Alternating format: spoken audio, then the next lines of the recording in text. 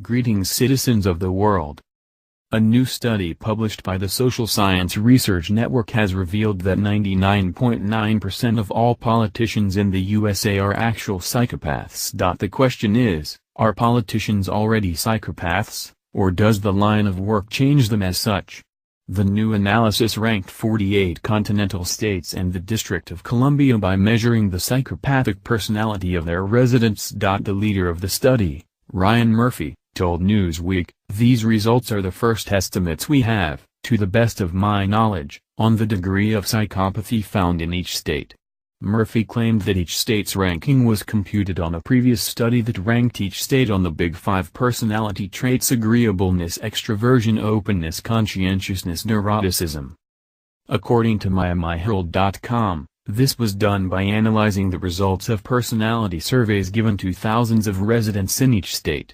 People tended to have different levels of each of the Big Five traits depending on where they lived. That previous study, which was published in 2013, aimed at separating the United States into broad regions of personality. The states in the Mid-Atlantic and Northeast were classified as temperamental and uninhibited.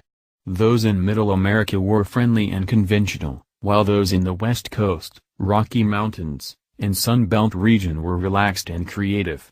Psychopaths tend to be extroverted and charming, yet largely devoid of guilt, empathy, and love, according to Scientific American. They do things purely for their own interests, have shallow relationships, and place blame on others when things go wrong, according to the magazine. Murphy used the data on personality from the previous study and used it to calculate a new score based on personality traits that indicated psychopathy, according to Quartz. After all the number crunching, what was the top psychopath hotspot?